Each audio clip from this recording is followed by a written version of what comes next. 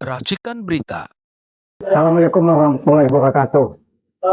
Saya Buyung Ishak, di samping saya ada Ishak Rafiq. Kebetulan salah satu direktur apa Bung Ishak? Direktur Eksekutif Masa Depan Institut. Ya, bukan main itu Bang Rafiq ini. Anak UI, lulusan UI yang pernah kuliah di Belanda, balik lagi ke Indonesia karena ingin mengabdi terhadap bangsa dan negara ini. Oke, Bang Rafiq, saya mau nanya sama Bang, kenapa mesti pulang ke Indonesia sih? Padahal kan di Belanda enak tuh, dapat beasiswa. Ini pertanyaan sangat menggelitik. Ya. Oke. Sebetulnya memang enak di Belanda. Enak ya. Uang beredar itu banyak sehingga bunga bank itu rendah. Itu menyebabkan orang mudah dapat kerja, mudah dapat duit. Oke. Ya, tapi saya waktu itu diutus oleh Universitas Indonesia untuk melanjutkan studi di Belanda. Jadi sebagai warga negara yang baik, saya kembali setelah kuliah saya selesai dan balik ke UI. Itu ya. Terus saya ini kan banyak cerita nih tentang Bangka nih Bang. Kebetulan saya juga pernah di Bangka itu 2 tahun kerja di Tim Indo, satu perusahaan timah di sana. Jadi saya pengen tahu lah, kemarin itu kan Bahlil menemani Prabowo ke PN Timah. Terus di sana katanya, ini kan katanya Prabowo mengambil alih ya 6 smelter. Tahu saya di sana banyak smelter Bang, baik yang dikelola oleh asing, ya asing itu waktu dalam arti kata ada juga warga negara keturunan, ada juga orang asli sana. ya. Jadi menurut Bung Rafiq, apa yang terjadi sebenarnya di sana? Bisa nggak itu Prabowo mengambil alih untuk kesejahteraan rakyat katanya? Gimana Bang? Ini lumayan menukik ini langsung. Sebetulnya apa yang terjadi di PT Timah ini sangat mengerikan, karena PT Timah ini BUMN, Ya. BUMN Yang mengelola semua smelter di sana itu. Iya, BUMN ini ya menterinya ada Erick Thohir dulu. Jadi kejadian ini pada masa itu sebetulnya, ya korupsi ini terjadi di masa itu. Dan masa Prabowo baru eksekusinya. Dan ini yang terjadi adalah sebuah kerjasama antara PT Timah yang BUMN ini dengan para penambang timah ilegal. Nah, PT Timah BUMN ini menampung hasil dari tambang ilegal ini menjadi produksi dia seolah-olah ya. Ya, jadi dia menampung sebagai tukang tada. Kerjasama ini haram ya.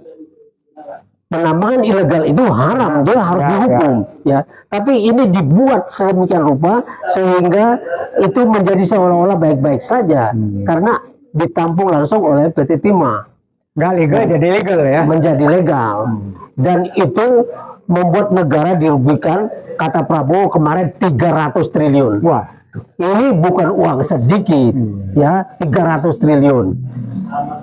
Nah 300 triliun ini, ya kalau kita tahu bahwa kita selama ini kekurangan APBN defisit dan segala macam, tadi ada duit-duit yang seperti ini, ya duit korupsi di PT Timah itu merugikan negara 300 triliun, ya kita tahu ada pencucian uang di Kementerian Keuangan 349 triliun, ada korupsi 500 triliun lebih di PSN, artinya ada duit banyak nih, ada duit banyak. Tapi apakah duit itu memang bisa diambil alih? Harus bisa, kalau dibawa ke pengadilan. Kalau tidak dibawa ke pengadilan tidak bisa diambil, tidak bisa. Nah kemudian ada korupsi segala macam ini yang kalau yang PT Timah ini kan sudah dibawa ya. Pertamina 950 triliun terjadi dalam 5 tahun dari 2018 sampai tahun Besar lagi tuh. 2023 ya. Nah ini pada saat itu presidennya adalah Jokowi, komisaris utama Pertamina adalah Ahok, Ya. kemudian menterinya Erick Thohir dan Garibaldi Boy Thohir ikut cawe-cawe di situ, sehingga ketika ada 9 tersangka itu yang dalam berita acaranya menyebut bahwa mereka diarahkan oleh Erick Thohir dan Garibaldi Boy Thohir. Jadi bagaimana seorang swasta ini yang kakaknya si menteri bisa ikut cawe-cawe di situ. Tapi kalau mau menelusuri ini, mau mengambil uang itu kembali, maka Jokowi harus ditangkap. Juga Ahok, Erick Thohir, dan Garibaldi Boy Thohir. Nah, yang ditimah ini sudah vonis. Sudah vonis itu yang awalnya ya kita tahu ada 10 orang sudah divonis. Yang pertama Harvey Muiz itu. Ya, vonisnya 6,5 tahun penjara saja. Itu 300 triliun sampai Prabowo sendiri kaget ya. Tapi setelah kemarahan Prabowo itu akhirnya direvisi. Ya, artinya ada sidang ulang menjadi 20 tahun penjara. Seumur hidup lah. Ya. Kemudian Mukhtar Reza Pahlavi Tabran, vonisnya diperberat juga menjadi 20 tahun dari 8 tahun penjara.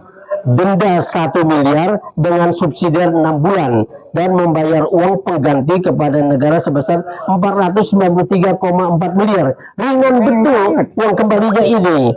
Kalau korupsinya segitu harus balik semuanya itu. Harusnya lebih. Harus balik. Sementara Harvey itu divonis dengan dendanya itu cuma ya ditambah itu 20 tahun, tapi dendanya 1 miliar dengan subsidi 8 bulan dan uang pengganti kerugian negara sebesar 420 miliar. Kalau kerugian negara itu 300 triliun, itu harus bisa dibagi kepada 10 orang ini ya. Ya, saya sebut nama-namanya saja. Ada Suparta, vonisnya 8 tahun penjara, ya diperbesar menjadi 19 tahun. Dendanya 1 miliar dengan subsidi 6 bulan dan pidana uang pengganti 4,57 triliun. Saya heran Suparta bisa lebih besar daripada Harvey Muiz ya. Tapi ya, harus dikejar. Kemudian Helena Lim, ya, vonis diperberat menjadi 10 tahun penjara dari 5 tahun. Dan hukuman uang pengganti sebesar 900 juta saja dengan ketentuan apabila tidak dibayar diganti 5 tahun penjara. Pasti dibayar lah kalau segitu. Kemudian Reza Andriansa, vonis diperberat menjadi 10 tahun penjara dari 5 tahun dan denda 750 juta, subsidiar selama 3 bulan.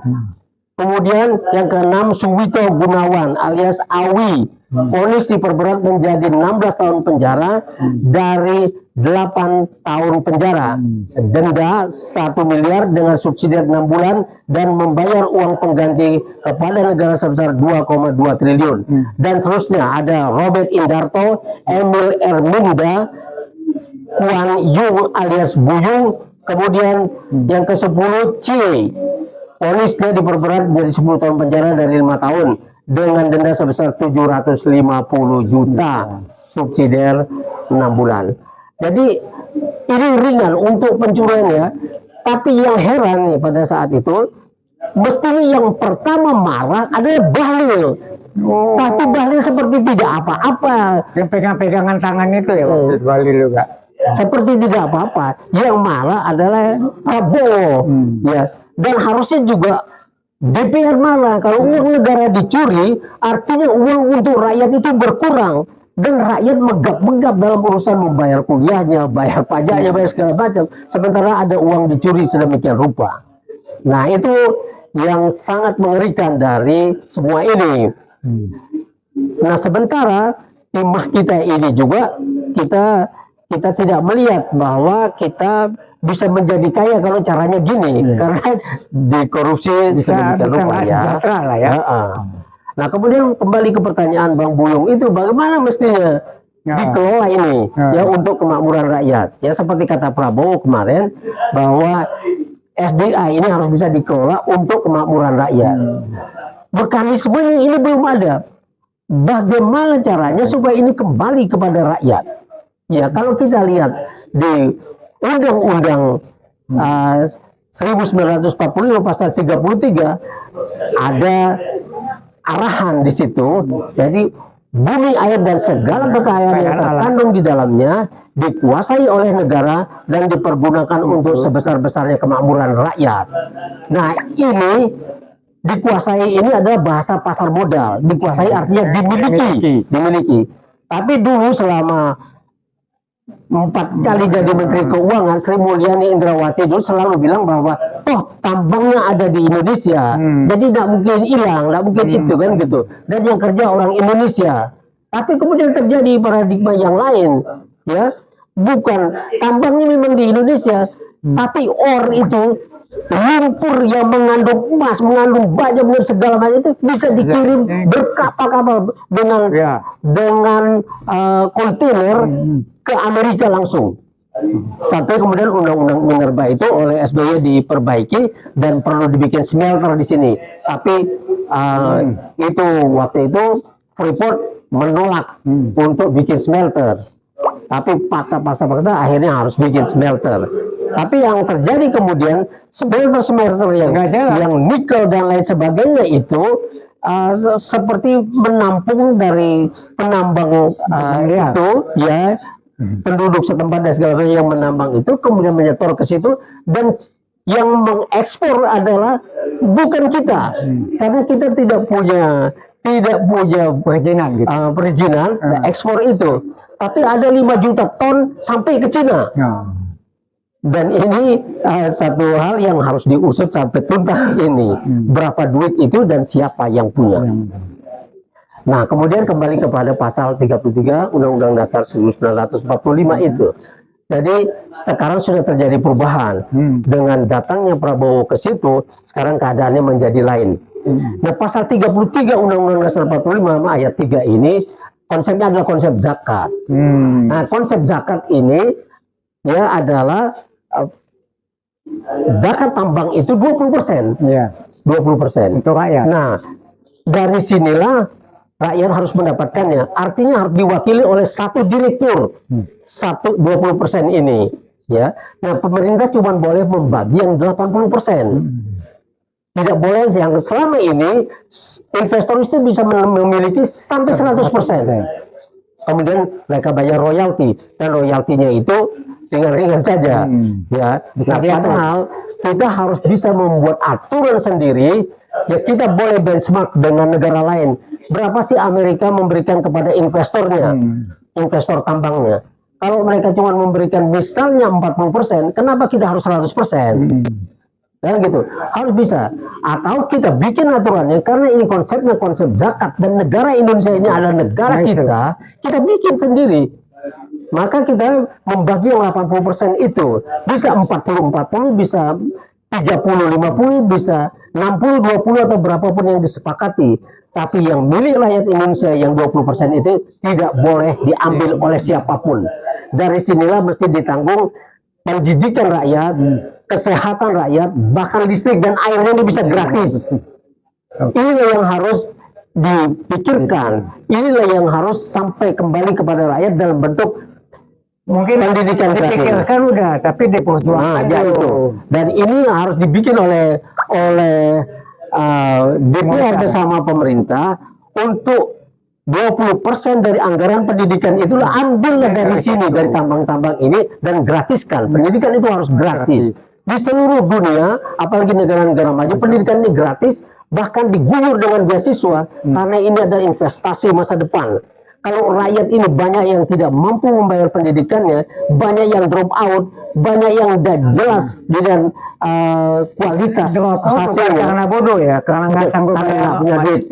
Nah, ini harus dibikin gratis, dan dibikin sekolahnya itu menjadi bagus dengan laboratorium yang lengkap dan perpustakaan. Nah, di sini yang kedua, yang 80% ini kita anggaplah dibagi 40-40 dengan investor. Maka investor dapat 40 dan pemerintah dapat 40. Jadi negara bisa mendapatkan 60% dari tambangnya. Nah, kalau ini bisa dilakukan, maka negara, pemerintah punya 2 wakil di perusahaan tambang itu, baik Freeport maupun yang manapun, di timahnya, di Nikel. nikelnya, Iya. di tanah langkanya dan segala macam itu ada 2 direktur dari pemerintah dan 1 direktur dari rakyat, direktur independen. Dengan itu kita bisa mengontrol produksi. Nah, dari sinilah kemudian yang 40% yang memilih investor. Jadi selama ini pemerintah cuma punya kertas saja, tidak punya saham di situ, sehingga ketika kita dikasih 1% oleh Freeport, kita seperti dihinakan demikian rupa ya. Karena apa? Negara ini seperti tidak berdaulat, dikasih persenan aja 1%, bikin malu. Hanya dapat Gitu. persentase ya. Persentase aja. Padahal kita bisa mendapatkan itu ya 60%. Kalau 60% kita punya, maka negara ini akan sangat makmur, mungkin melampaui Saudi Arabia dan lain sebagainya. Nah, di sini kita berharap DPR bersama pemerintah memperbaiki undang-undang minerba ini agar kekayaan tambang kita, mineral kita, laut kita bisa kembali kepada rakyat untuk kemakmuran seperti amanat Undang-Undang Dasar 1945. Wassalamualaikum warahmatullahi wabarakatuh. Terima kasih Bung Rafiq. Yuk. Ini ngomong-ngomong kita ini berharap kepada Presiden, Iya. penguasa yang baru supaya langsung ditindaklanjuti permohonan kita ya Bung Teni. Terima kasih atas Oke. kehadirannya. Assalamualaikum warahmatullahi wabarakatuh. Kejujuran, keadilan, dan kebenaran. Dan kebenaran.